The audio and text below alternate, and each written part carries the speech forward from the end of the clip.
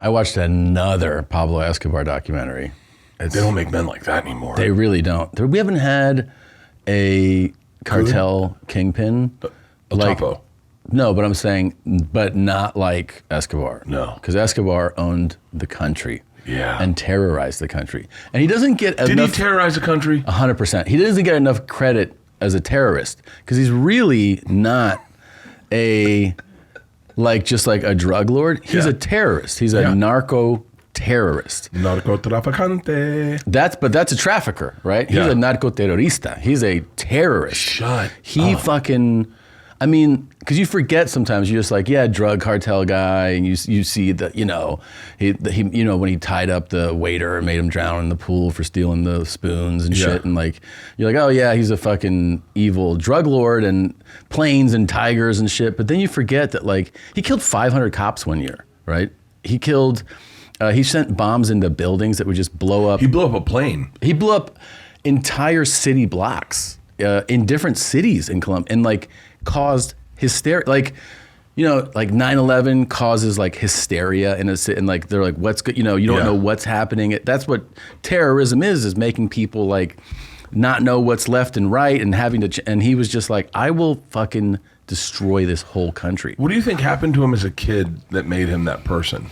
I don't know what makes you, I mean, it's not one thing, right? Because like it's not just one thing. I mean, poverty is always what gets these guys into the drug trafficking, because they're from super, super poor backgrounds, and then they see this way out of just, I mean, he has a messiah complex. He's a total psychopath. But it's a real fucking brain to be able to take over an entire drug trade and run a country. But the interesting thing is that he had an army of men that were like, you are God. They weren't like, you're my boss. They're like, you're God. You hear that downstairs? I want to change things around here. Yeah. You are God. Yeah. I love that. And, like he made his top hitman just kill his girlfriend. Like he called him one morning, the guy's in bed with his girlfriend, and he was like, kill her. And the guy was like, fuck, I really like her, but okay. Like, didn't even... Do you think we'll ever get a trafficker will you think we'll ever get someone like Escobar again? I don't think so. If we had like a drug traffickers Hall of Fame. Oh, yeah. So you got the Ochoa brothers. Yeah. You've got El Chapo. Mm-hmm. You've got Pablo Escobar's first round ballot. Yeah, I mean, he's the top dog. I don't think there's ever been anyone like him. You have... What about Manuel Arellano Felix. You have El Mayo. They just got him. I always feel like I'd get along with those guys. I think they're fucking I think they'd charming. love me. Yeah. I think they'd fucking love me. They're a good time. Yeah, until... Well, just until they have a dog eat your nuts in front of you. But like, I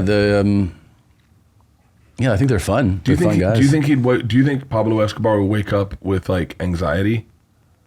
I think once it was clear, once it was like 92, and it was like, all right, we're done with this. Because he used to like, he had so much control, and once the whole government was like, there's only one way this is going to end. We have to kill this guy. Mm-hmm. And he knew that like he has to like be on the run and in hiding all the time. Yeah, I think he was a paranoid guy for sure. There should be a Hall of Fame of just El Chapo and the 12 richest drug lords of all time. Okay. And is the drug we're talking about is just cocaine? No, because he was El Chapo was a huge marijuana guy too. Oh, okay. I could smoke. I might smoke weed before Al we go Capone, Griselda Blanco. Griselda Blanco. God damn, $2.26 million. Billion. Yeah. El Chapo. Carlos Lader. Yeah. He's the guy who founded that island in the Bahamas, right? It's funny, he's a sidebar story in Johnny Depp's movie. Yeah. Like he's like a sidebar story. Yeah, and he has then you realize, he's a main character in a different story. Oh, for sure. The Orejuela Bros from Cali. How do you say that? Gilberto. I ran into a bunch of your Mexican dudes that you toured with in South America. Really? Bunch of guys. Yeah. I'm sorry, guys. I can't remember names. Where? At the store. We were just sitting there, and one dude's from Mexico City, I think, and or maybe from Chihuahua, but they were breaking down. How? Oh no, one guy's from South America, from Venezuela. Okay, and I think you know that guy. Very popular comedian. Yeah. And they were like, yeah, it's crazy because our Spanish is so different than when I go to Mexico and do it. Like we speak faster or something. Way faster in their accents. That's is that the Escuela de Nada guys? That podcast? Yeah. Will you pull that up? Escuela de Nada? That's a good name for a podcast. I think that's what it's called. Pull it up. CUELA, and then space DE, and then NADA podcast. I think that's what it's called. By the way, look at Kunsa. Yeah, this is them. Yeah. Yeah, I think so. Yeah. And they do that all in Spanish? Yeah. They have 600,000 subscribers. They live in hit that more button there, right? Scroll up to the right there where it lists the names. Oh. There, yeah. So you probably met Nacho Redondo? Yeah, I think so. He's a really good comic. Yeah, he's from Venezuela, but he lives in Mexico. He told me the first time that he did stand up in Mexico, that everyone was like, "What?" Like, no one knows what you're saying. He was like, "No one knows what I'm saying," and they're like, "Your accent is so crazy, and you're speaking way, way, way too fast." So yeah, you have to learn. It's like when a Scottish guy comes here, I was just about to say, and you're like, "Huh?" Like it was like that for him. Wow. Yeah, I think so that's Leo Rojas. No, it's okay. Leo Rojas, Chris Andrade, and Nacho Redondo. Yeah. But I think Nacho's the one who does the most stand-up. God, go back a page. There's the first Asian on that list of drug dealers. Right. On the Kun Sa. Nope. Sorry. Yeah. Kun Sa, the Opium King, is the most successful drug lord, as he retired and he enjoyed his wealth for a good 11 years. That's the dream. Yeah. That's the actual dream. His children, they all live in Miramar. His children are wealthy business people in Miramar. You set them up. You take the hit and you go. I told you. Hold on. Scroll. Wait, let's revisit this guy in a minute. Let's see the rest of the list.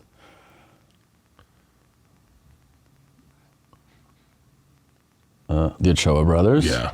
They're gangsters. Dawood Ibrahim Kaskar. Who's that? Oh, that's a fucking guy. Indian guy, 7.757 billion. He's been number 3 on the FBI's most wanted list, so he's probably not a nice guy. Simon Moglevich. Oh. Very elusive. He says Colombian drug lords are probably very envious of Asian gangsters and drug lords because this guy lives freely in Moscow. Just hanging out. Dude. He's got $10 billion, and then Amado Carrillo Fuentes, $28 billion. So that's the key, to be the guy that you don't know his name, but he's got $28 billion. That guy did the drug game right. And I remember this story because this is the guy who died after plastic surgery in 97. He was trying to change his appearance, and he died because he probably got shitty. I went to somebody not good, and he died. And then what is...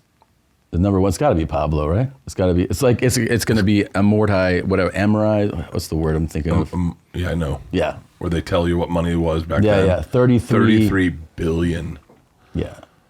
Okay, let's go back to that guy because we got to look this guy up. I had a guy tell me he was going to change my appearance one time. I remember there was a. Wait, was this for your teeth? My teeth. Yeah. And he was going to break my jaw. Oh yeah, look up Kun Sa. Let's look him up.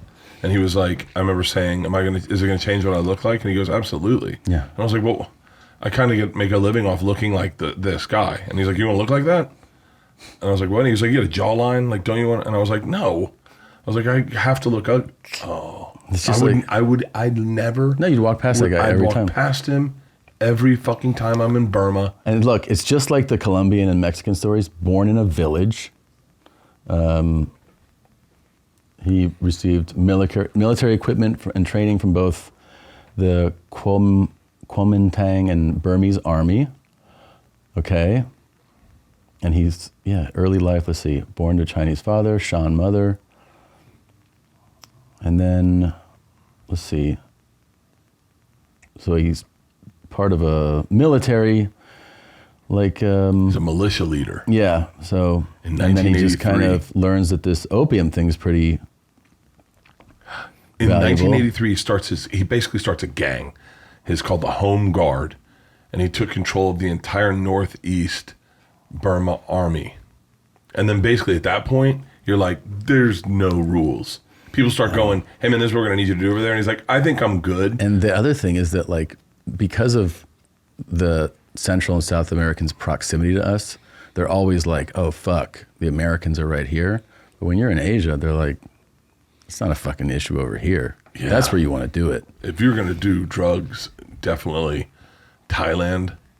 I mean, here's the deal. But every story you hear about anyone getting caught with drugs in Thailand, it's a nightmare. Mm-hmm. But then this guy's worth $23 billion. It's fucking insane. And no one's fucking with him. And the fact that he got to just retire like a regular guy and just be like, well, it was a good run. Hey, kids, I set you up for life. Yeah, and this money's clean now. I also set up your great grandchildren's for life.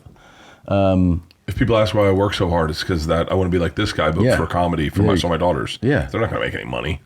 They're women. Surrendered and retirement. Yeah. I'm taking it easy.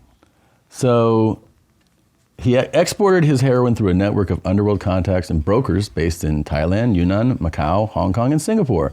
Once he sold these products to these dealers, he had no control where they were transported. What do you want me to do? I'm not in fucking charge. Hey, it's out of my hand. I'm not a bad guy. I'm just selling stuff. In public, the Burmese military claimed they wanted to hang him. Hey, I'm just up here trying to make you laugh. What are you doing? Come just on. Just goofing around. Why are you breaking my balls? So, okay, he surrendered. In 1996, he gave up control of his army, moved to Rangoon with a large fortune and 4 young Shan mistresses. 4.